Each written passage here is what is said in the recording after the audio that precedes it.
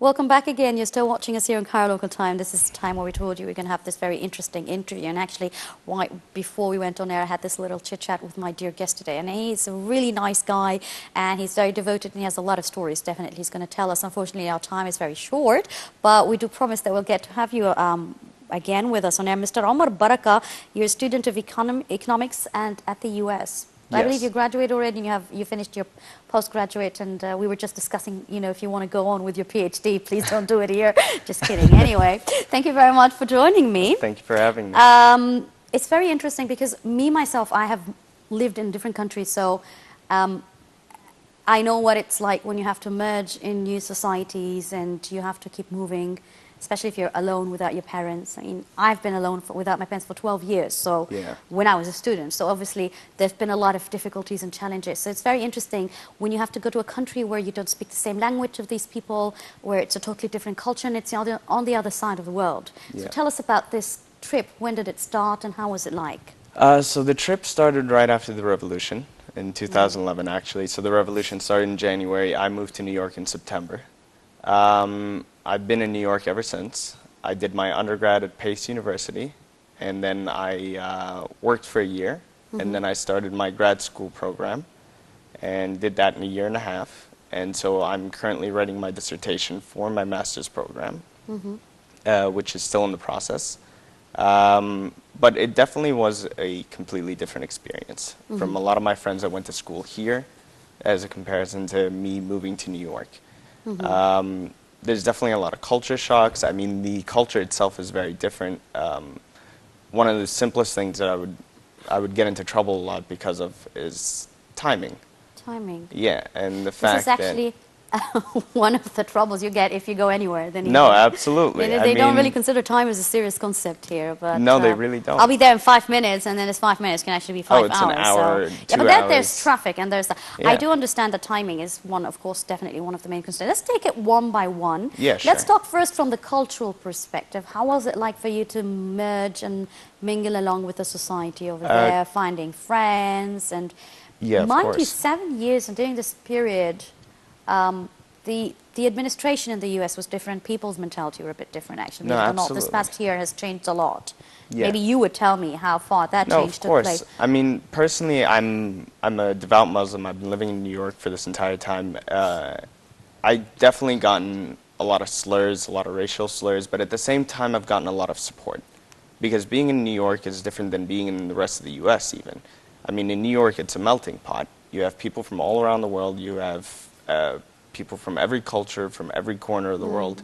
You're actually one of the main big cities, so it wasn't like a tiny city somewhere or a town. So people were more open-minded. People were more into understanding your culture, into understanding who you are.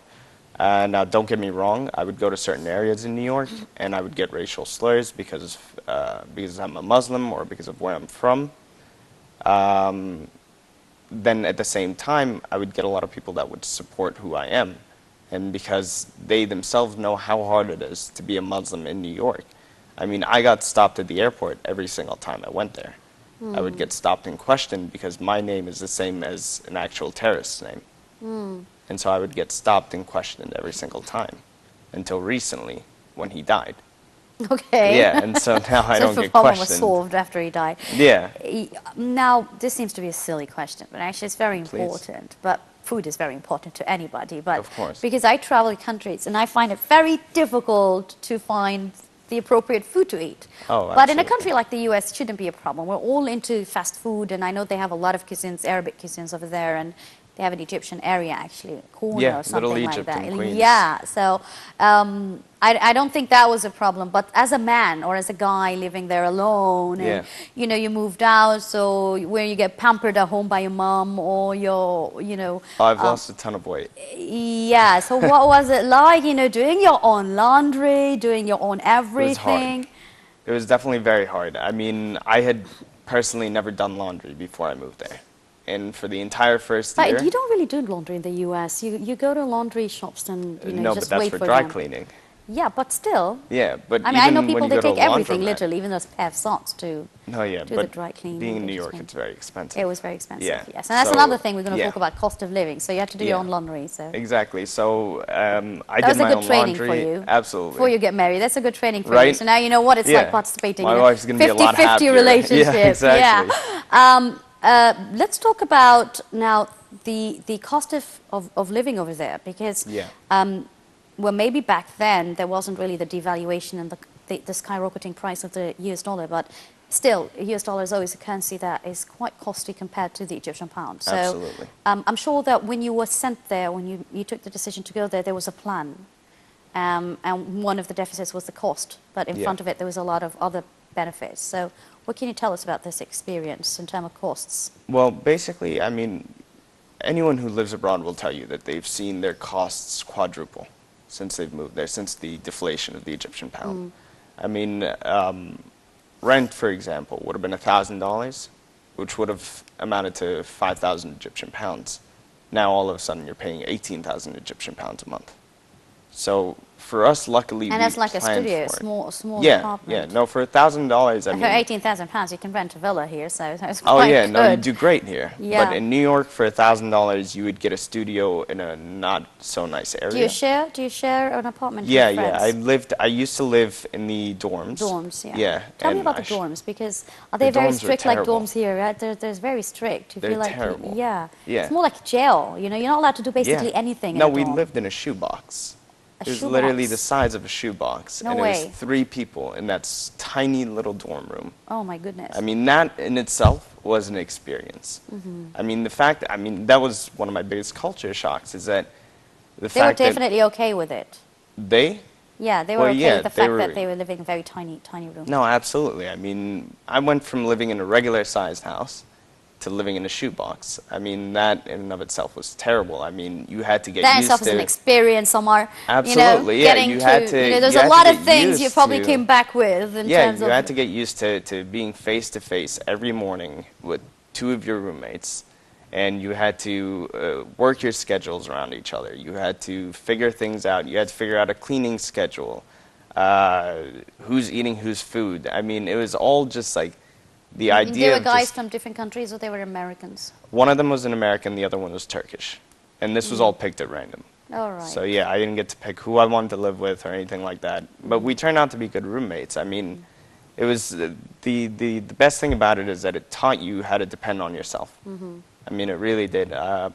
Everyone who went to college here, it was kind of just going from high school to high school part 2. Yes, I mean, that's from my definitely friends, it. And yeah. it's the same community, and it doesn't really enlarge Exactly, much. exactly. And I realized this when I came back for the first time during the holidays. I felt like the way I was thinking was very different than the way everyone else was thinking that went This to is school always here. the thing for people who are well, whether you've been brought up outside Egypt or you have to leave Egypt Yeah. for a time. When you come back, you just seem different. You have to You mature feel a lot alienated quicker. by them. Yeah. The fact that you're someone who comes from and then you feel different, thinking wise. And we're going to get to that. What Yeah. kind of new ideas did you come back with? But let's go back again to the education fact, which Sure. is actually the main motive why you wanted to go, to get Yes. a better education at the least possible. We were just talking about how private education in Egypt is terribly expensive, terribly expensive. You must really earn a lot of money if you just want to get a decent education, basically. Yeah. Sometimes you don't even get a decent education paying a lot. Absolutely. So how different was it? And how do they treat students that, educationally wise abroad in the US, for example, where you've been? Does it really matter which country, origin, or religion you come from? Absolutely not. I mean, my professor, my mentor for undergrad was Ukrainian who lived in the USSR and then moved to the US when she was younger. So she didn't see what religion, what creed I was. It didn't really matter. I mean, I had Jewish professors, I had Christian professors, I had a Muslim professor. It didn't really matter who you are or where you came from. What mattered to them and why they focused on a particular student is because they felt like you cared about the education. You cared about actually understanding what they're trying to teach you. And that's why I would get a lot of face time with my professors. I mean, when I graduated from undergrad, I had graduated with a high GPA because of the fact that I was able to talk to my professors What was a your lot. GPA then? What was my GPA? 3.91. That's higher than mine, just slightly. Slightly. I was 3.88, so Close. slightly It was higher. close, yeah. Yeah, I was close, yeah. But I was still considered an A student nerd anyway. Right? I think it's all about loving what you do. Exactly. Right? You And don't that's really what the get that professor much here. cares about. I mean, a lot of people would just have to be forced to, you know, be in a specialization of field that they don't really want to do.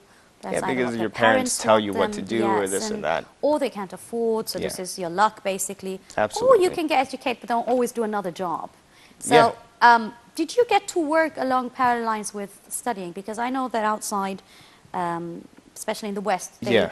they take job very seriously. I mean, you know, you can basically work at even a fast food store, and it wouldn't be some kind of taboo or. No, You not know, at you're all. not I supposed mean, to do it. I It's had against your friends- image. yeah. You know, you just earn your living, basically. No, yeah, I had friends that worked, I mean, they were studying economics, they were studying politics and this and that, finance, and they worked at Abercrombie and Fitch in retail.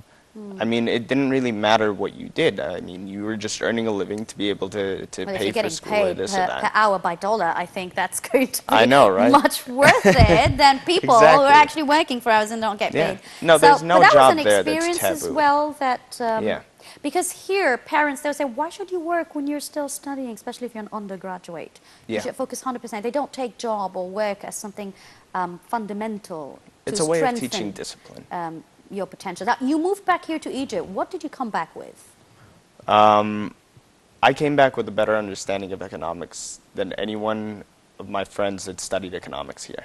How is that? And we just have a minute. Yeah, I'm sorry of course. about that. No, it's okay. I mean, the fact that, for example, I understood my main focus was the Chinese economy, and that's why I understand that the Egyptian economy is going in the right direction, because we're doing exactly what the Chinese economy did in the 40s under Deng Xiaoping, and that we're borrowing heavily, we're investing a lot in infrastructure. Yes, prices are going high, inflation's on the rise, but these are necessary evils at the time for there to be a better economy in the future, in the near future, actually, which So is why you think it's very optimistic? absolutely. Absolutely. And Absolutely. I'm really sorry about that. You're a really, really nice guy.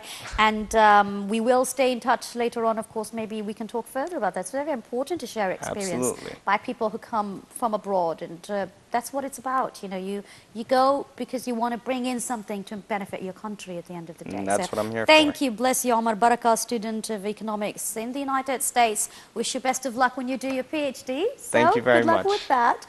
And that brings us to the end of our episode of Cairo Local Time. Thank you for watching.